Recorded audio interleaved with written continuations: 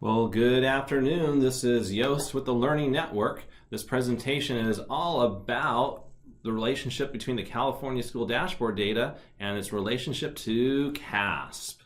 So, one question that has emerged in some of our conversation has been, what is the difference between the California School Dashboards and the CASP data? Well, the California School Dashboards really have three purposes. One, it's more than a single number. Back in the day, there was a single test score. Today, 11 indicators. And then next, it's also about equity. We're wanting to use the dashboards to close that achievement gap amongst various students. And then thirdly, it supports local decision making, especially in the area of the LCAP. And of course, that will influence your SIPSA and your one-page planning documents for your school sites. So, just a quick review on the equity reports, the California School Dashboards. It is more than a single number with 11 indicators. Again, it's a rating over here from red to blue, red being the lowest, blue being the highest. We also have these change in status 5x5 grids. That relates directly to our student group reports, which is all about equity. And then you can notice where these reports are located on those dashboards, and then status and change as well. And in the end, it supports local decision making. So those are the elements as to where you'll find on the equity report on how it supports that it's more than a single number, about student groups, and it supports local decision making. So with that, we have various indicators. We have the state indicators listed on the left next to those priorities that are in the LCFF and LCAPs. And over on the right, we have our local indicators of about 5 areas. Remember, these last two are for county offices of education.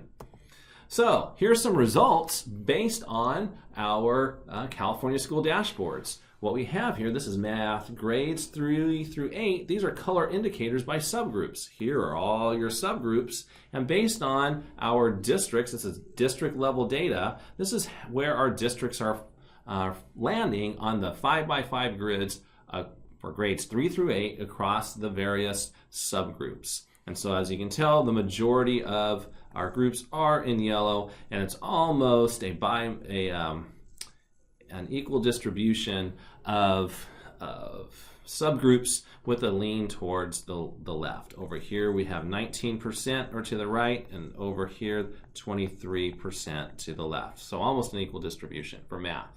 ELA, we actually have more of a lean towards the left on the red and orange in terms of percentages of students. But again, majority of our districts are falling in the yellow, and you can look at the number of subgroups there on the left, and you can see that there are some areas that have a greater percentage of subgroups that are falling in that orange to green area. We're using all the terminology for subgroups that are coming right off the California dashboards. Well, so let's talk CASP. So in terms of CASP, what we did here is that we grabbed some math data for Claim 1 concepts and procedures. And so when you look at CASP data is really what's going to help inform assessment and instruction. Because you have, let's say in Claim 1, we now know the number of students that are performing above standard. And then we look at, this is really Claims 2 and 4 off of the appropriate claim information, but you're going to see it like Claim 2 off of the SBAC. But anyway, what I want to highlight is right here is that we have this performance group is always less than the concepts and procedure performance group, and then also is true with communicating and reasoning. 11% and 9% is always less than concepts and procedures.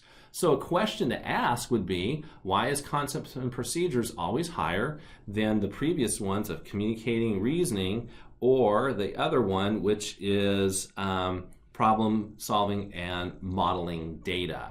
And we'll talk about that later, but I'm going to give you a clue. Think about the SMPs in your math. Knowing that information could be driving instruction right now in your classrooms. So, let's see.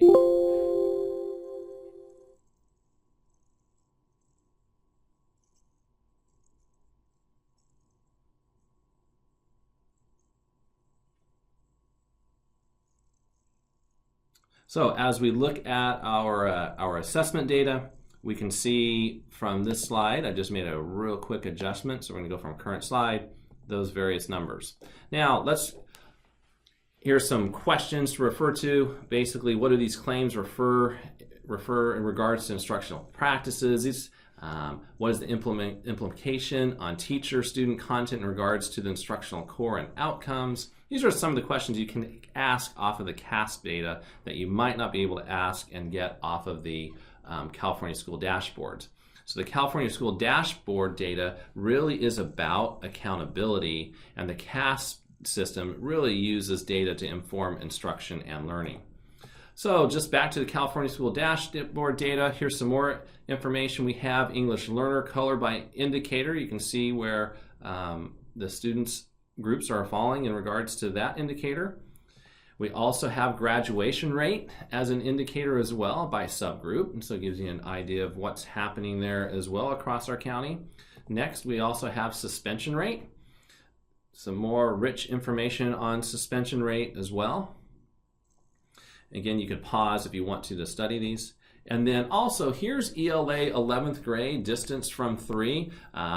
Basically, we don't have the 5x5 grids for these yet, but I categorized in these broad categories of about 50 points in each. Split up everything around 0, so it's negative 25 to 0 here, 1 to 25 there. So basically took the 50 band and made them in 2. So you can look from this disbursement where we're falling, let's say, less than DF3 or greater than DF3 in terms of the red and green. So that's ELA. Now let's look at math. If we look at math, we clearly see that most of our subgroups are performing less than the DF3.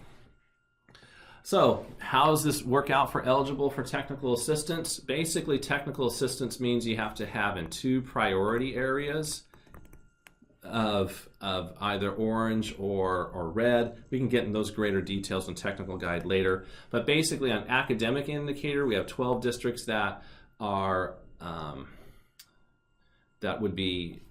in that area that if they have one more indicator would be there for technical assistance. For suspension indicator, there's 6, and graduation, there's 0. So at this point in time, as we look across our districts in our county, we're seeing 2 districts that would be eligible for technical assistance. So with that information, we just wanted to give that to you as you are grappling with the California School Dashboards and what's that mean in terms of instruction. Just remember that the dashboards are really about accountability, and your CASP data is to inform instruction.